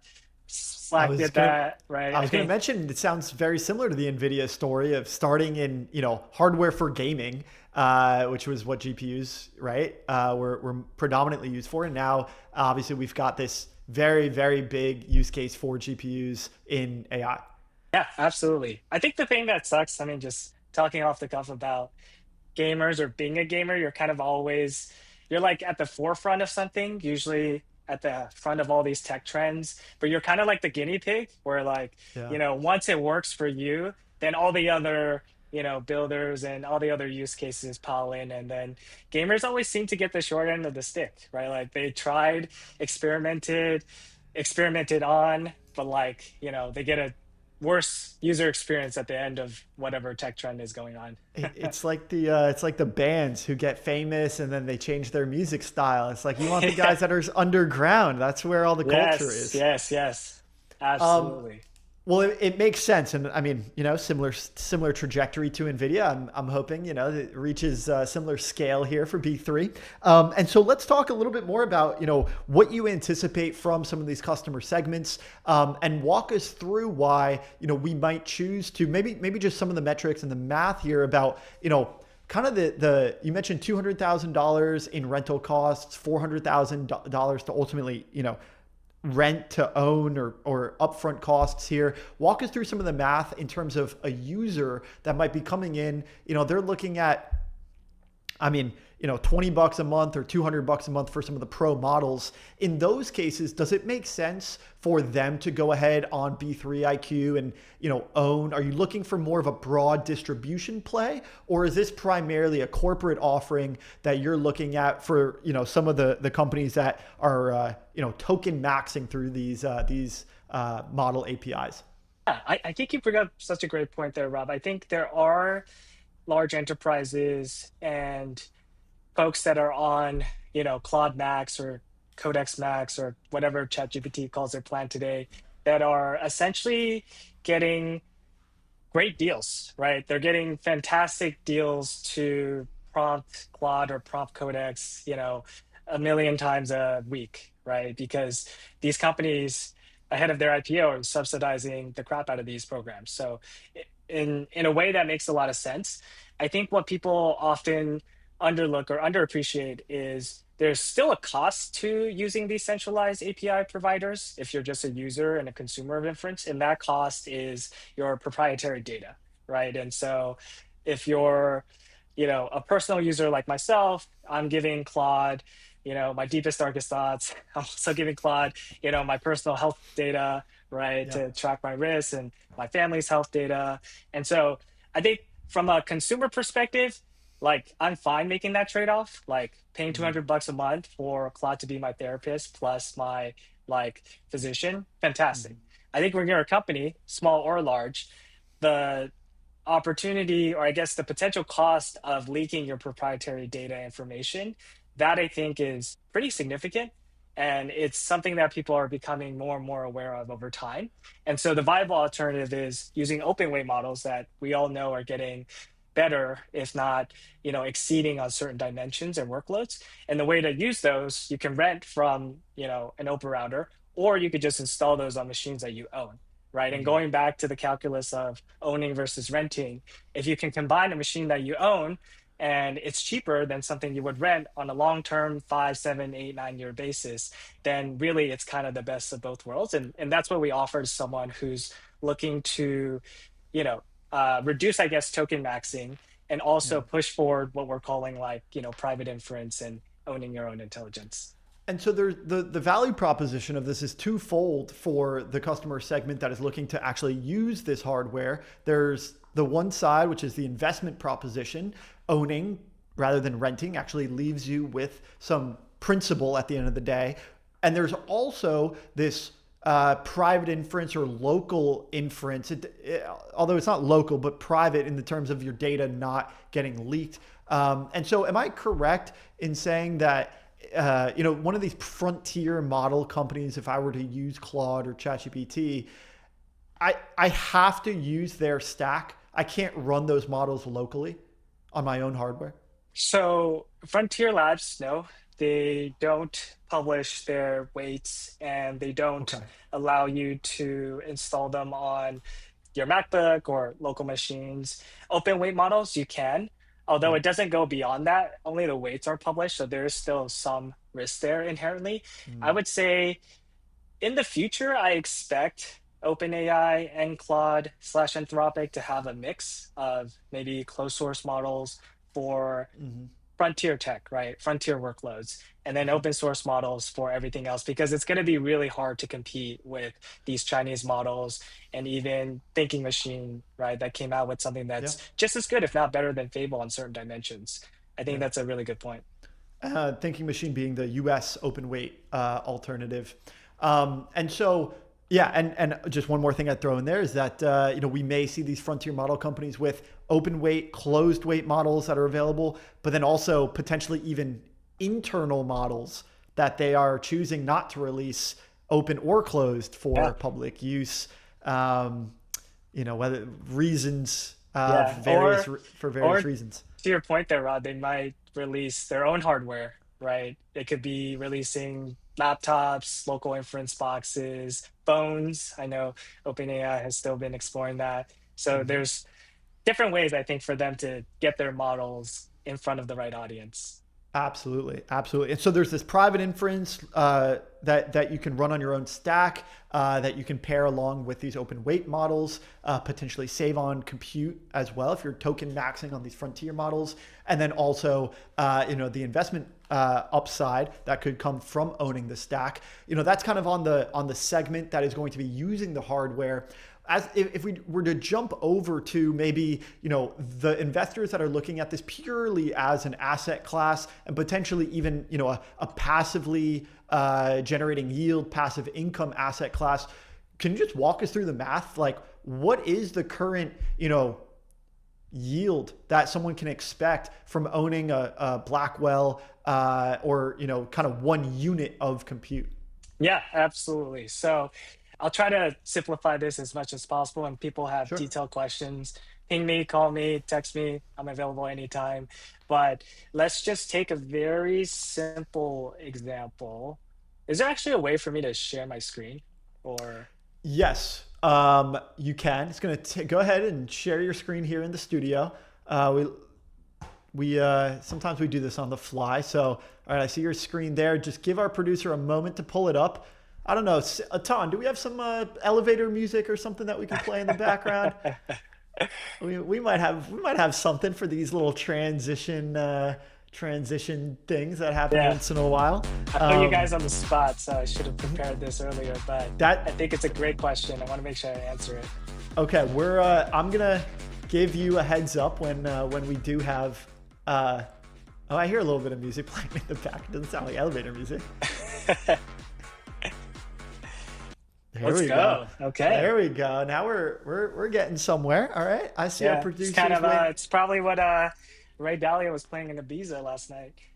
That was hilarious. He's That's like so 70, funny. 77 years I old. know. How did the dancing. man not have a heart attack? Jesus Christ. That was wild. What do you think, Ray Dalio? Do you think he's got the right idea here? The world's coming to an end, and U.S. civilization is at a turning point.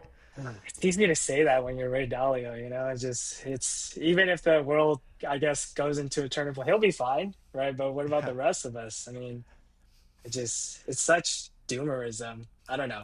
What do you think?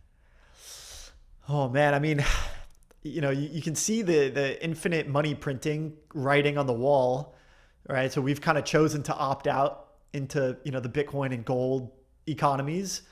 They being just people say that that hyperinflation sort of thing tends to occur at the end of regimes or empires. So I don't know. Correlation's not causation, so we'll see if this time is different. But people say that I think maybe that does happen. It's just, does it happen now? Does it happen over the next few years, or does it happen in another 250 years for America? Yeah, well said. Well said. We're ready. Okay, that was great little segue there. Okay, I see it. Let's pull it up. Get the screen on the Daryl's screen here. Let's go ahead, cut to it. And Daryl, maybe you could just tell us what we're looking at here. I see we've got $292,000 for a machine, a 8X H200. Give us a little bit more. This looks like the B3 IQ platform. Yeah, absolutely. So we built a earning calculator on the platform, so anyone can just come in and just better understand the earning potential of some of these machines, right? And none of this is financial advice. This is just numbers here that are based on real data, but we're giving folks an opportunity to evaluate, the investment for themselves. So to your point, let's take the 8X H200. The way to think about this machine, it's used quite frequently for training runs. It's one generation older than your Blackwell, but because Blackwells are in such short supply, the prices of H200s have actually risen pretty dramatically. Even H100s, they've been up 40% since the beginning of the year. I think H200s up even more. When you buy 8X of these things, it's essentially a node. And usually when you train a model, you load them on multiple nodes in a cluster. So then you're able to load and train the model more effectively. The cost of these things are not cheap. So it's almost like a Ferrari or a high-end vehicle or a property, right? And so it's 292. Difference between this and a Ferrari is this one's going to appreciate. As soon as you drive that Ferrari off the lot, it's going to it's going to cost you. Yeah. Oh, it's going to cost you a pretty penny. Absolutely. So this one is actually, you're right. It's appreciating these days because there's so much demand for them. But let's say on the lot, you're getting it for $292K, and the cost there is like pretty high, a sticker cost, even for a startup that raised a significant amount of money, right? 300K is something not, nominal. So what we do with our financing model is we actually give everyone the opportunity just to put 30% down on the machine itself. So let's say you're looking at this purely from an investment perspective. Instead of buying this Airbnb, you're buying this machine, right? That's 300K. Just like a mortgage, you only have to put 30% down. So you're putting about 87K down. The cash that's coming from the machine that you're getting in your pocket day one is about $3,000. And that's, this is how that breaks down essentially. The machine, this node, we're able to sell the capacity to AI startups in the space, to other folks that have demand for compute and inference. That, top line gross earnings is around 14K. You minus 10K here, you subtract 10K because there's a share of that revenue that goes back to pay the balance that you owe. So the difference between that 87K and the 300K, right? And then the remaining 30% rev share is about 4K. There's a hosting fee that we charge for assembling, hosting, power, cooling, all of that. And so at the end of the day, you're getting about 3K in cash per month. And the nice thing is because there's so much demand for these machines, you get to own it in about 2 years, 25 months. And if you're looking at it strictly from investment metrics, the IRR, the 4-year IRR is really high. It's 63%, right? Wow. Because you're only putting 30% down. So it's essentially buying these machines on leverage. And I think from an investment perspective, we've had really good conversations, really good appetite from folks that don't want to put, let's say, money in Airbnbs and properties because interest rates are quite high, but want a different way to express a viewpoint and an investment on compute, right? And this is one of the purest ways to do that because you're actually owning the hardware and making money on it. Fascinating. Appreciate the walkthrough and the live demo. A couple questions here. Oh, we lost your screen. Okay, let's go share view. Got it back. Okay, so a couple questions here. One is, who is the lender here? I'm putting 30% down. Someone else is covering the 70%. Is that you guys, or do you guys have a capital financiers that come in and provide the other 70% of this loan? Yeah, so there's very few capital financiers out in this space, and most of them support institutional organizations, institutional setups like your hyperscalers, right, and your data centers of the world. So CoreWeave, Nebis, etc., right? And not many folks do it on like 8 machines. So actually, we step in. So we take money off of our balance sheet, we buy the machine in its entirety, and essentially we provide the financing support that you need to get the machine. We assemble it. So in that way, we act as that like one-stop shop where you don't have to worry about too much capital, hosting, assembly, or monetizing it. And I take it, this managed hosting, you mentioned all the infrastructure build out, connecting the machines, setting them up, putting them where they need to be. There's also the aspect of going out and sourcing demand for the compute itself, right? You got to go out, you got to talk to an AI startup, you got to get someone to come in and utilize the machine. I realize that everyone's token maxing these days. There's tons of demand out there, but you guys are out there forming relationships and getting the customers to ultimately consume the compute that comes from these machines as well. Absolutely. And I think right now we are in the golden age of compute, if you will. There's a lot of demand for compute, and there's literally not enough machines on the market. It's a complete sellout when it comes to Blackwells. You're lucky if you find, more than 500 GPUs of Blackwells, or, a H200 node that's 1,000 GPU count that's available right now. So there's a severe supply shortage. And so what we do is we try to focus on what we do best, which is procuring these pieces of hardware, assembling them, hosting them. And in terms of the monetization and pairing it with demand, there's folks that text me almost like once a day now, asking if we have extra GPUs for capacity. But we also, in order to scale this, partner with different folks, both the marketplaces and also some of the brokers out there who have, demand. That's kind of their job all day, and they pair that demand with, the supply that we have on behalf of our, investors, and also, the AI startups that aren't using it full time. Fascinating. I'm hopping around a little bit, but I'm just kind of throwing questions at your way as I think of them. Next one is, as NVIDIA continues to build the new and invent new machines, what has been the typical trajectory for these machines in terms of their value? And the reason I ask is because obviously, 63%, as we see here, is a tremendous yield. Typically in the yield farming DeFi summer days on chain, 63% didn't last very long, it was driven down by token emissions. And so even if you were getting 63%, the principal would depreciate. We just so happen to be in this AI super cycle. Shout out AI super cycle, name of the segment, powered by Near. And so we actually have this converging confluence of, the hardware becoming, it's appreciating at the same time that we have this incredible yield. But I take it once new machines come out, right, the old machines might depreciate. Do you have any data or historical examples about what the prices of these old machines tend to do after a new machine is released?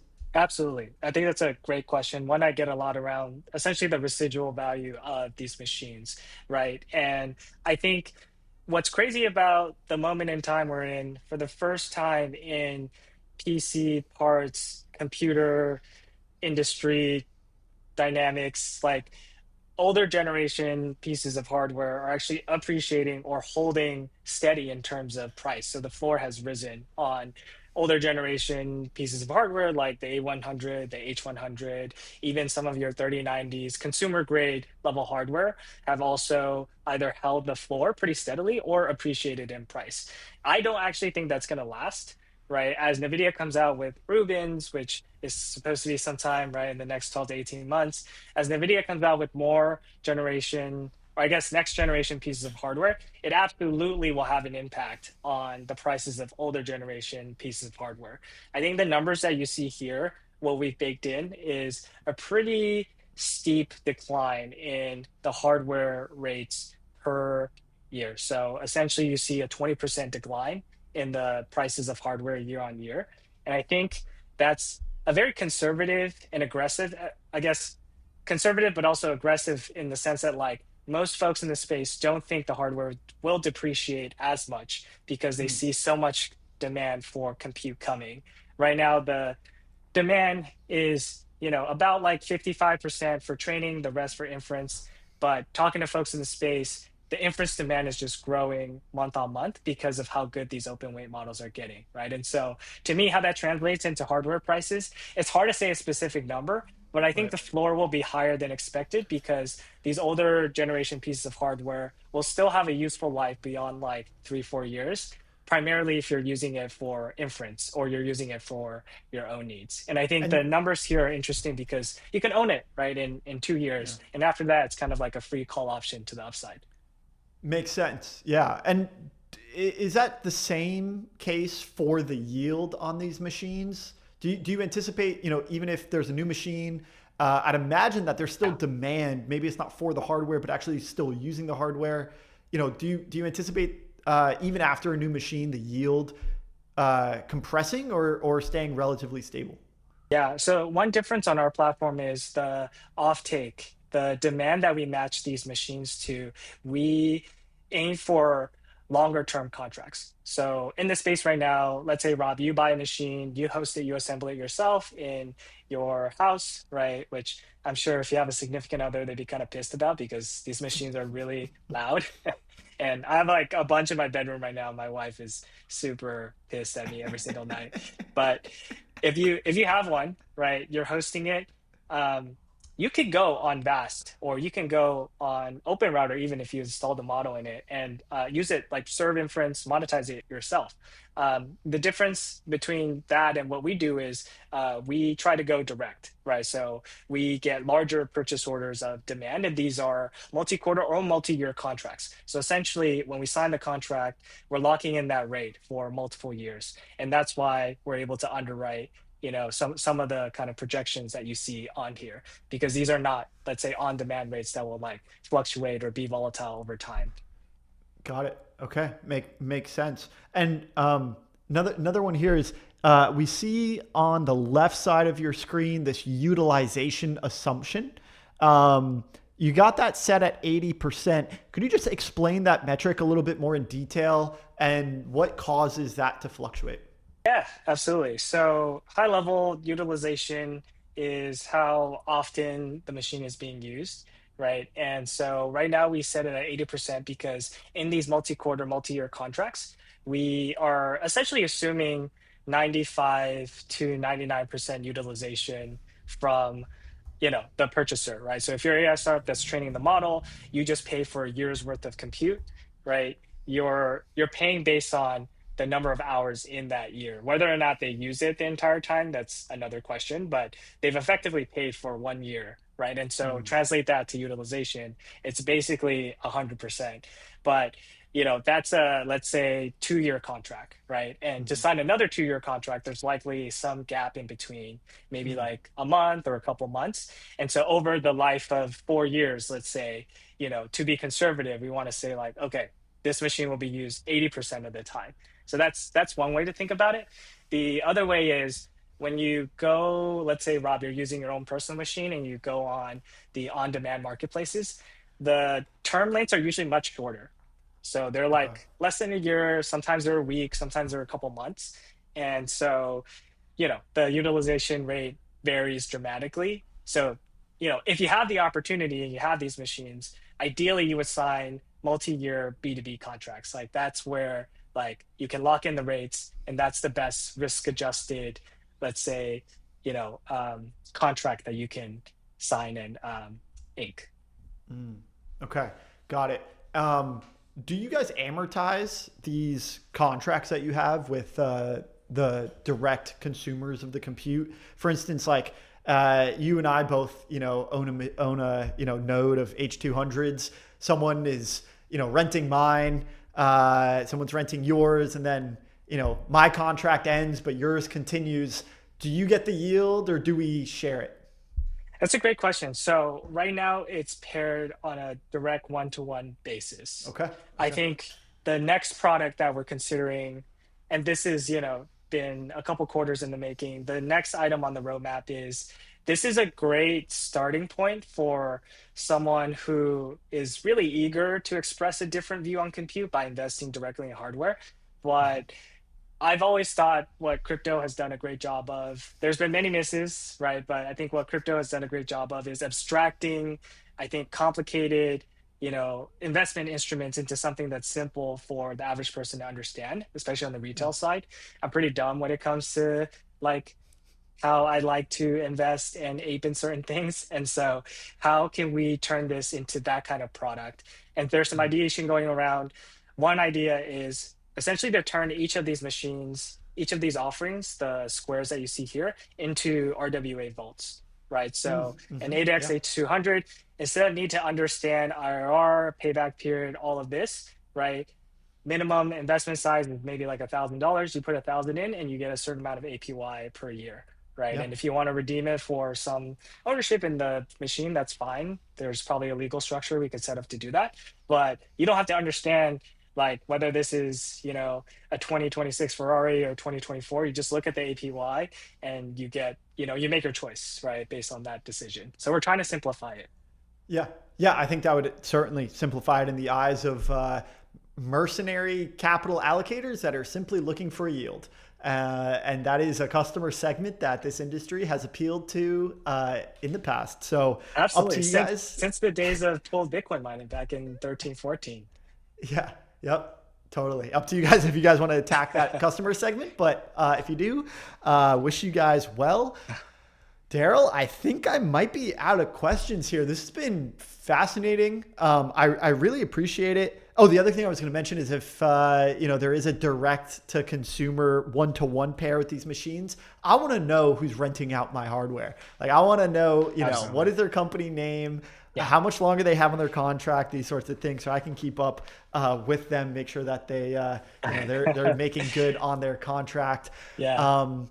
Daryl, I mean, I'll just pass it to you, I guess. And any closing thoughts here? I really appreciate the walkthrough. The live demo is not something that we get every day, so kudos. It takes a brave man to do a live demo on a live show. So kudos and congrats on bringing this out of stealth. Thank you to you and your production team for handling that last minute request. Beautiful setup, and also beautiful music in the background.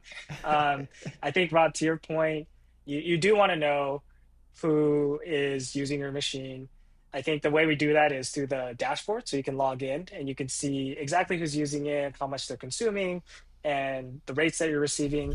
And also, most importantly, there's export controls right now. I have to emphasize this again. I think my lawyers make sure I say this time and time again. AI startups from China, mainland China, and other countries on that list cannot use, these workloads and machines per the US export controls requirement. So it's just something to call out why we have that interface in the dashboard, so you know your customer, you know who's touching the machines. But yeah, I think if just to end things really quickly, like this was awesome, Rob. Thank you so much for the time in the space.